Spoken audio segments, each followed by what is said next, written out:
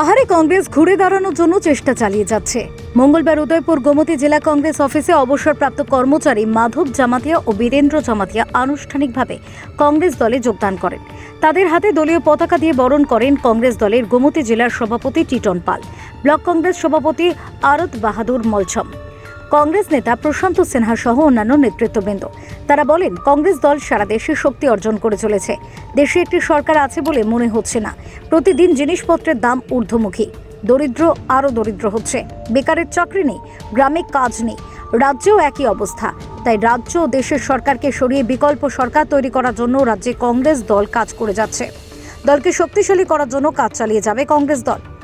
বন্যা নিয়ে আমরা খুব ব্যস্ত আছি জেলা কংগ্রেস মানুষের ত্রাণ সামগ্রী নিয়ে। এর মাঝেও বিশেষ করে জনজাতি এলাকা, আদিবাসী এলাকার অনেক মানুষ সেখানে কংগ্রেস দলে যোগদান করার সেখানে বিভিন্ন দল থেকে ইচ্ছা প্রকাশ করেছে।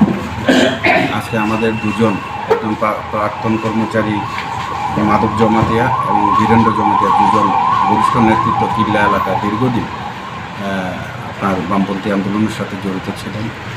তারা আজকে আনুষ্ঠানিকভাবে কংগ্রেস দলে যোগদান করেছে এবং আগামী দিন কিছুদিনের মধ্যেই দেখবেন তাদের দুজনের নেতৃত্বে কিল্লা এলাকায় একটা বড় ধরনের আমাদের যোগদান পর্ব আমাদের অনুষ্ঠিত হবে। ভারতীয় জনতা পার্টি থেকে বহু লোক, আদিবাসী লোক সেখানে কংগ্রেস দলে যোগদান করবে। আমরা আজকে যারা কংগ্রেস দলে যোগদান করেছে, আমরা উদয়পুর জেলা কংগ্রেসের তরফ থেকে আমরা তাদেরকে স্বাগত জানাই।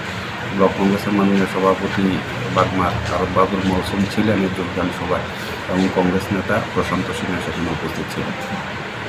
Bureau report, SD news media, Tripura.